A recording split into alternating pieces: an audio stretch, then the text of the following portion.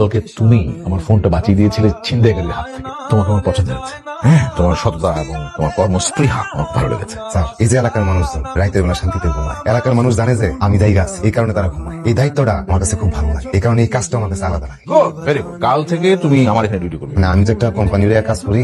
এই কেউ কোনো নাড়াচাড়া করবি না, কোনো চালাকি করার চেষ্টা করবি না, যা জায়গা চুপ করে বয়ে থাক। তখন লগে আমাকে কোনো দুশ্মনী নাই, আমার ঝামেলা হইতেছে মুস্তাকের লগে। তোমরা কারা? আমি দেখে কি অফিসার মনে হইতেছে আমরা ডাকাই।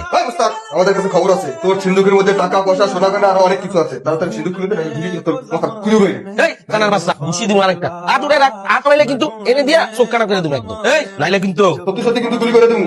আমি আমি রাইতের বাসু, আমি থাকতে কারো জানমানের ক্ষতি দিব না। কি মানা যাবে? আমরা ঠিক আছে।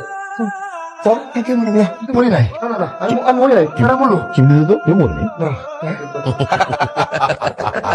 হ্যাঁ, এরা সব নকল ডাকাত, আমার লোকেরা। নকল বন্দুক রেখে ডাকাতি করতে হয়। এরা সবাই তোমার ইন্টারভিউ নিচ্ছে, বুঝতে পারছো? তোমার লয়ালিটি এবং তোমার মানে সাহস কেমন আছে সেটা দেখি। তুমি পরীক্ষা পাস দাও, এই নাও তোমার এর মধ্যে অ্যাপয়েন্টমেন্ট লেটার আছে এবং অ্যাডভান্স টাকা আছে 30,000 টাকা। নাও। কি কোন আমি তো কিছু বুঝতেছি না। আর বোঝার দরকার নেই, তুমি তোমার চাকরি হয়ে গেছে, তোমার কোম্পানি আমার এখানে ডিউটি দেওয়ার জন্য ফিক্স করে দিয়েছে। তোমার বেতন 3 গুণ পাবে, তুমি আমার এখানে চাকরি করবে। হ্যাঁ, 2 দিনের ছুটি, তারপরে জানবো 30,000 টাকা আছে। নাও, নাও, নাও। 30,000 টাকা আছে, নাও, নাও। ধন্যবাদ স্যার। হ্যাঁ, ঠিক আছে, তোমরা যাও। হ্যাঁ, আসি স্যার।